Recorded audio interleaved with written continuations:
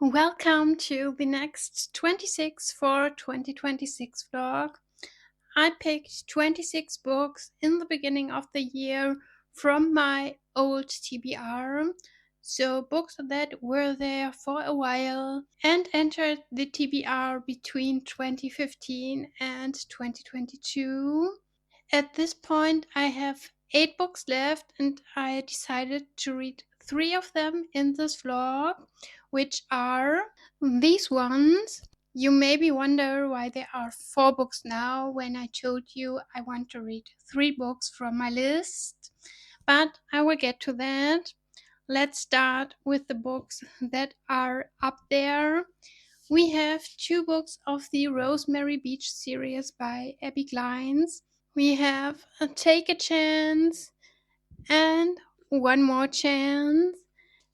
And then we have Follow Me Back by A.V. Geiger, a book that I've already read years ago, but Tell Me No Lies is the second book of this duology, and it is a story over 2 books, so I clearly need to do a reread of book 1, which is why it is on my list for this vlog. But we will get to the duology later, so let's put them away and talk about the books that are left now, the Abby Glines books. These are book 7 and 8 of the Rosemary Beach series. I've read book 1 to 6 years ago. They were okay, and this week I started reading for this vlog. I started reading Take a Chance, and I got 47 pages in before I decided to DNF. And as sad as it is, that was my expectation when I picked these books for my 26 books for 2026. I expected this to be a DNF, to be a series that I no longer enjoy. But to pick the books for my 26 books for 2026 was my motivation to finally pick them up, to start reading book 7, to make my opinion on that. Because, yes, I expected it to be a DNF. I had a feeling about it, but I wanted to be sure, which is why I always wanted to start reading the book before I made a decision. So before I unhaul the series, so let's talk a little bit about my reasons why I want to DNF the series. The first and probably biggest point is that I don't enjoy the writing of Abby Glines anymore. I think it is quite blunt, and that is not what I prefer. I also don't like the characters here. I don't like their relationship. We are going right into it when we start the book, and our main characters are Grant and Harlow. Grant was a long time in a relationship with Nan, Harlow's stepsister. The stepsisters can't stand each other, and Nan is a queen of bitching.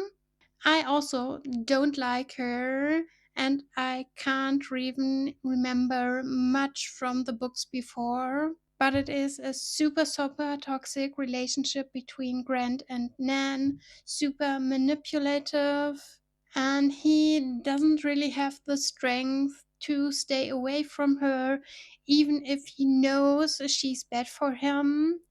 And then he meets Harlow, the other stepsister. She's, of course, the total opposite. She's not like other girls. She is the introverted book girl. We know this topic by now. It is nothing new, but it was quite common back then. These books are older. It is new adult romance from 2014, so 12 years old, and it really, really shows this series did not age well. And I can't stand the toxic behavior of the characters, the whole manipulation, the cheating. I'm not a fan of that, which is why I reached my limit 47 pages in. So I DNF'd, take a chance. I won't read one more chance. And I decided to unhaul not only the books that I've read before, but also the other books from the series that were on my TBR. So let's put them up here. All 13 books need to go now. You will see them one last time in my wrap up, but I won't stop here. I had more books from Abby Glines on my TBR. I know they are not part of my 26 for 2026 list, but here we are now. Let's talk about them. We have all 9 books of the Seabury series here and the duology of the Vincent brothers. And I wasn't 100% sure if I also want to unhaul these ones. So I took the time to start reading the first book of the Seabury series, which is Breathe, the story of Jax and Sadie. And I only read 1.5 pages, only the prologue, and I rolled my eyes so heavily that that made my decision clear. I also will unhaul all of these books. So yes, surprising, unsurprising, huge unhaul here. I mean, I had a feeling about it, but I didn't expect it to be included in this video. So the only books that are left now for this video, let me put these ones to the side. Are now Follow Me Back and Tell Me No Lies by Avi Geiger. And that is not that much for a video, right? So let me see what is left of my 26 books for 2026.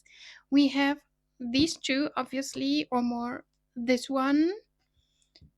And then we have the most intimidating book from this whole list, A Promised Land by Barack Obama. So his second biography. I've read the first one about his time before he became president a few years ago, and I also bought that one. But it is super chunky, super heavy, which is why it is so intimidating. And I think it will be the last one of these books that I will read. But I also have these ones left, which is the original Maze Runner trilogy by James Dashner. I have watched the movies, I've never read the books, and I will change that this year. So, starting the series in this vlog is a possibility. And the last book is another reread. It is book 1 of the Wolf Shadow series by Eileen Wilkes. The English title is Tempting Danger, and I've read book 1 to 8 years and years ago, so the last one probably 10 or 15 years ago. I don't know anymore. But book 9 is on my TBR, and there are more books in the series. And book 9 is also one of the oldest books on my TBR, which is why I wanted to pick that.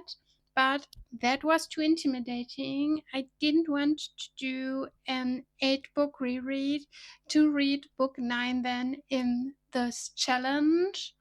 So I decided to pick book one for my 26 for 2026 list to see if I will still like the series, if it is worth it to reread the rest of these books.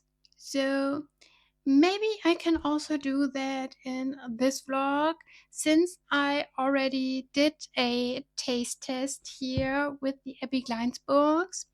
We will see why I cleaned up all the books for the update and put them back on the shelves. I saw something and I forgot about some books because I already put them aside for the next month. So I also have the Playing with Fire series by Jennifer Probst on the list. So that is also an option for later in this video. The only thing that I will promise for this video is that I will read this duology, and after that we will see what's coming, and I will start reading now again. Do I maybe film this halftime update right after I finished the whole book? Just because I fucked up filming the first time where I did the halftime update, because the whole clip had no sound. My mic wasn't on. Yes, I do, and I hate myself for it. Normally, I do check if my mic is on every time before I start filming, because that happened before and I had to refilm things. But now it happened again, and I just realized it when I sorted my material on my laptop. So here we go. I'm giving you an halftime update now, even if I already have finished the book, already have finished my final review. You will see that later on. So we are talking now about the first half of the book. I probably already told you in the last clip that Follow Me Back is a reread for me of a new adult romance with a focus on a suspense plot. I think I've read the book in 2019 when it was published in German, so a few years ago, and I haven't remembered much about it except female fangirl, male pop star, and that there is a stalker involved. So that was my starting line here and the setup for my expectations, which were very mid, but that led to me being completely positively surprised when I started rereading Follow Me Back. I was back right into the story. I loved the setup. We start with an interview with the police that are investigating in a crime that happened. And in this first interview, they are talking to Eric Thorne, our male pop star. So they want to know what happened not only in that night, but also how he and Tessa, our female main character, met and how their relationship to each other starts. And from there on, we got told the whole story from the perspective of Eric and Tessa, the whole situation where they started in, both in bad mental health conditions, both really struggling with anxieties. Tessa, because she is traumatized by something that happened a few months ago. She can't really talk about it, but she is in therapy and she hasn't left the room in the house of her parents for months now because of this anxiety. She gets panic attacks a lot, even thinking about what happened to her.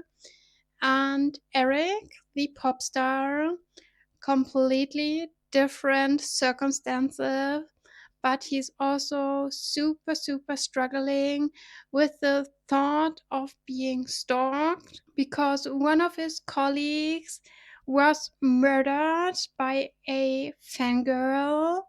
So it is a lot about obsession and Tessa. The only thing she has left in her life is Twitter and her fangirl life for Eric Thorne. She wrote a fanfiction called Obsession, and it gained a lot of attraction. Tessa almost went famous with it in the fangirl bubble of Eric Thorne. So that is how Eric Thorne notices her, a very obsessive fangirl that triggers his anxiety. He creates a false account on Twitter with the Twitter name Eric Thorne Sucks or something like that. I have the German version where it is called Eric Thorne is Scheiße. And he contacts Tessa and wants to know from her why she is so obsessed with Eric Thorne, what she likes about him, because from his perspective, he just loves himself so much. He shows himself so much, almost naked, in the campaigns for his music, something that Eric Thorne himself hates, but his label forces him to do the stuff. So this fake account is now his starting point on maybe get the fangirls to lower their expectations, to get them back to his music and not be so obsessed with him. But resulting in that, Tessa and him fight, but Tessa is the first one to reflect this fight and she gets back to him and they start a whole deep talk on their problems and start a friendship to each other. That is Tessa's way of connecting with someone when she can't leave her room. And it is also Eric's outlet to be understood by someone because nobody understands what he's struggling with. And he doesn't really have someone to talk to in his life here, except now Tessa. So I really liked the setup of the story. I liked the dealing with anxieties here, with trauma, and how we got a lot into deep talk here. What annoyed me a bit was the fangirl part because I can't really relate to that. I was never that obsessed with a pop star or so. I never fell in love with a person I don't know. And when I loved or love an artist, I am more obsessed with the music itself than the artist behind it. So I was never the person to analyze everything another person did. And I rolled my eyes a bit about it because it was really extreme in some ways. How Tessa obsessed over Eric, but everything else I really liked. I liked the development of their relationship. I like how this friendship was built and how romantic feelings slowly became relevant. I can't even tell you if that was in the first half of the book, but be aware of that. Maybe it's in the second half. It is really hard to do a halftime update after I already finished the book, but it is what it is. And I really liked that you could always feel the tension of the suspense plot. Not that something happened in the first half of the book, but the anxiety was there, the what if was there, and we know that something happened to Tessa, which is why she is struggling so much. So it felt super real, it was always present, which is important to me. and it is a super quick and easy read when we talk about the writing here. So I really inhaled the first half of the book, and I am very glad that I picked this duology up again, that I reread book one now, so I can finally read book two, but we will come to that later. I will stop talking now so you can see my final update for the book, and I will talk to you again later with book two. Here we go. I finished Follow Me Back. I flew through these pages. I read the whole book within a few days and would have read it even quicker if I wouldn't read multiple books at one time. So this was added to all my other reading plans, and I think I've read the whole second half of the book in one day on Sunday, which was my most successful reading day of the whole month so far. I've read over 400 pages, finished this book and another one for the next final chapter vlog. But let's talk a little bit about Follow Me Back. It was a book full of tension. The suspense plot was there the whole time, and I loved that. I think it was a really balanced plot between the suspense and the romantic side of the plot. So, the relationship between Tessa and Eric, and how he fell in love with her, and how she started to develop feelings for Taylor. So, the fake personality of Eric that he used to stay anonymous on the internet, which I can, by the way, really understand. The tension really grew when we also had little POVs of Blair, our stalker here. And even if it was a reread for me, I already said that I didn't remember much, and I was surprised by some plot twists. I didn't see them coming. So, another sign that the reread was really necessary. I had a great time reading Follow Me Back, and I can't wait to continue with Tell Me No Lies, especially after the ending of Follow Me Back. We got a little bit crazy here with the teaser to book two, and I am a little bit confused by what's happened in the end of Follow Me Back. I think that is intentional. It should intrigue you to pick up book two, and I will definitely do that because I want an explanation for what was happening there. But I really liked the whole conclusion of the plot of book one. I think it was fitting.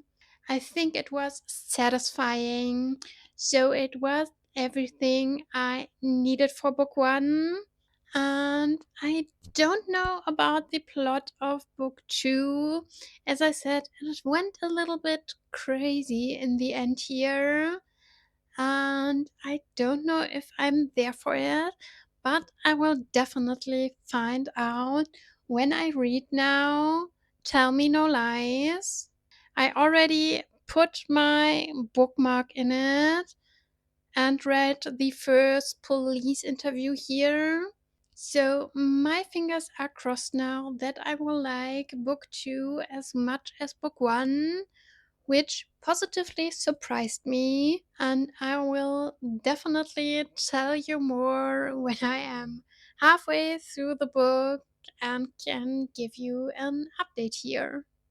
Not gonna lie, it took me a long time to finally pick up book two, Tell Me No Lies, but I did that yesterday in the evening, and now I can already give you my halftime update. So, like book one, this is a super quick read. and I am enjoying my time with it. I can't tell you too much about the story itself because it would spoil the end of book one, which was crazy, which is also the reason why I hesitated a bit to pick up book two. I will say it was over dramatic for me, a little bit too crazy, and I'm not the biggest fan of what happened here and what happened in the first third of the story here. I think it is super problematic what they decided to do, but I still enjoy, especially the mental struggles our main characters have here. Especially Tessa still struggles with anxiety, and I can completely understand why.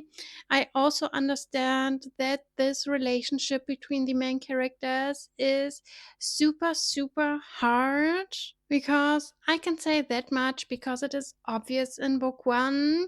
A relationship between a pop star and someone who doesn't want to be seen in public because of anxiety is very difficult, and they need to experience that now in book two.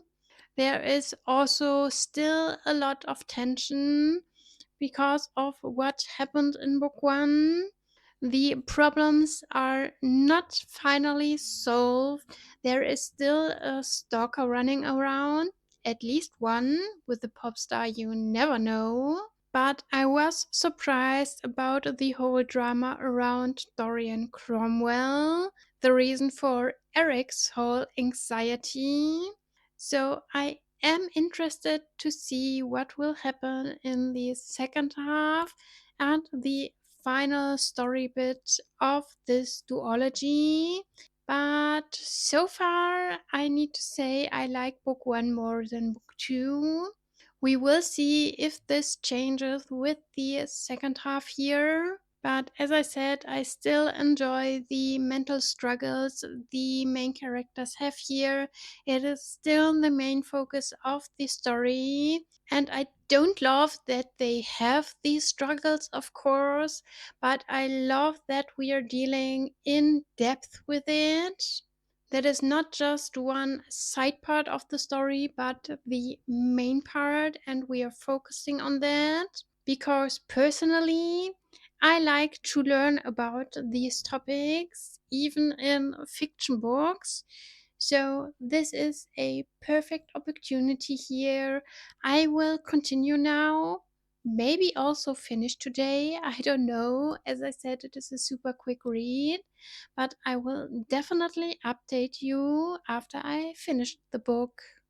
I need to be honest here. I considered DNFing the book when I was 65% into the book, and I knew it would be the right decision to do that because things got very over dramatic, too extreme for me. I was annoyed by that, not entertained. It was too much for my opinion. There was so much going on, so much drama, and I mean one drama after the other, and one drama needed to top the drama before. I was not a fan of that, but I still continued reading, and I finished the book today. By the way, one day after I filmed my halftime update. So it was still a quick and easy read, but not for me. And I think, especially now in the second book of the duology, you could see that this was a former fanfiction, or at least a Wattpad story. So, a lot of daily soap drama here, and I am not a fan of that. But I still wanted to see how AV Geiger will wrap up everything, and I did that now today. It was okay, but definitely not a book for me, which is completely okay.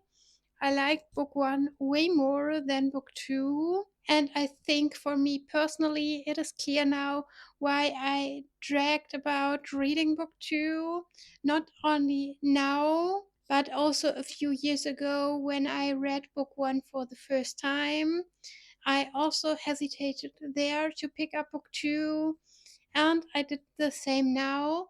Not for as long as back then, only a few days, but still, the drama in the end of book one was a lot, and it gave the right vibes for book two, which was not right up my alley. But I'm still glad that I finally read the book now from my TBR, that I also finished another series now with this book.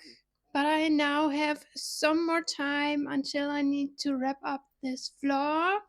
So I will pick up another book and I will show you which one in the next clip.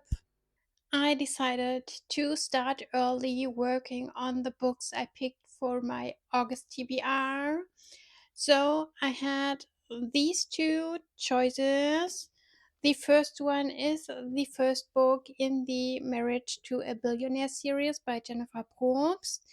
Not this German copy. I decided to start on this copy, the English one, The Marriage Bargain, and give it a try. But I also gave Tempting Danger by Eileen Wilkes a try, the first book in the World of Loopy series. And after so many years of not continuing this series, I needed to really give it a try to see if I still like it, if I'm still interested. And again, not reading the German copy, I decided to read the English one because this series is not fully translated to German. And if I enjoy it and decide to do the full reread, I don't want to switch languages after that. So I read the first chapter here, which was promising and really entertaining. But in the end, I decided to read this one, The Marriage Bargain. And not gonna lie, we had a really, really rough start here. I've read the prologue, and that felt like instant DNF. The only good thing was that the prologue was not in the present timeline, but 13 years earlier, which was the only reason why I continued and gave the book a second try with chapter 1. So that you can understand my struggle here, let me tell you about the prologue. We have our 14-year-old female main character Alexa and our 16 years old male main character, which is called Nick. They were friends when they were younger, but at some point Nick distanced himself and since then is only teasing and bullying Alexa, which he also did in the prologue here. So they met on accident, and for some reason, he asks her if she already kissed. She doesn't want to answer this question. She just wants to go, but he teases and bullies her until she is so angry that he manipulated her into kissing him, only for him to make fun of her afterwards. So manipulative, so red flag behavior, so toxic. I hated everything about it. It gave me a really bad feeling, but I still decided to give it a second try with the present timeline, which also started a bit weird with Alexa making a potion or something to summon her perfect love interest, which is definitely not Nick, at least in the beginning of the story. But she needs money to save the house of her parents, and he He needs a wife as soon as possible because otherwise he loses the company his uncle left behind and where he's working for at the moment. He wants to inherit this whole company, and for this to be happen, he needs to be married at least for 1 year. So we have a marriage of convenience here, together with a lot of conflicts, a lot of arguing between the characters, but I enjoy it so far. Of course, it is nothing new. The book is also already 13 years old, and you can clearly see that in how the story is written, but that is okay. It is a super quick and easy read. I just wanted to take a glimpse in the story, and now after doing that, I'm already halfway through the book. So the book doesn't even have 300 pages, and I will definitely finish it for this vlog, which is why I decided to include the marriage bargain here and not tempting danger. That book is way thicker and needs more time to read. So I am enjoying the mentor here. I enjoy the bickering. Yes, we also have spice included, and there is a lot of erotic tension between the characters. So we will see what will happen in the second half, and I will probably update you for the last time and finish this vlog when I finished the marriage bargain. And I finished The Marriage Bargain now. Was it a good book? Definitely not, but it was entertaining and I had a good time with it. There were a lot of things that didn't make sense to me, a lot of sexual tension that was not really necessary, and more like sexualizing the other character. I'm not the biggest fan of that. Our male main character, Nick, is still an asshole and he acts like that a lot of times. But I like that our female main character, Alexa, is a strong and independent woman. She stands up for himself, she argues a lot with Nick, and fights for what she really wants. But especially the final conflict of the book, the third act breakup, was just eye rolling to me. I don't know if it is because the book is a little bit older. That definitely plays a role in it because of the choice of topics here that led to the third act breakup. But what annoyed me the most was the point where Nick changed his mind, realized he did everything wrong, and he wants to win her back because this whole change was based on a detail of information that her parents give him. And to be honest, I don't know why this bit of information was a secret for the whole book. It didn't make sense to me. And it also doesn't make sense to me at all that this changes the whole mindset of Nick. Because, in my opinion, it doesn't influence everything else. It is just a detail of information, not the big aha moment, but okay, it is what it is.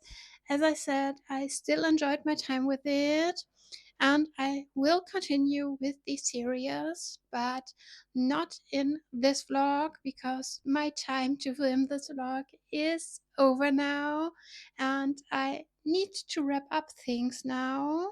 So you will see book 2 to 4 in my next final chapter vlog. And now let's talk a little bit about numbers. I have worked through 5 books here from my 26 for 2026 list. These are the 5 books. I DNF'd the first Abby Klein's book, Take a Chance. I haven't read One More Chance by Abby Klein's. Then I did my reread of Follow Me Back, followed by the second part of the duology, Tell Me No Lies.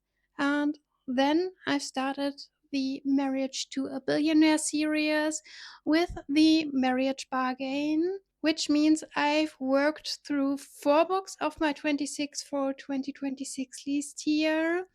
And considering that I've read 3 books in my Young Sherlock Holmes series, we end this vlog now with 8 books on my 26 for 2026 list that I still need to read. As I said, I will continue working on that now in August. So stay tuned. Tell me in the comments if you have read any of these books. Like this video if you wanna, follow my channel, and I will see you next time. Bye!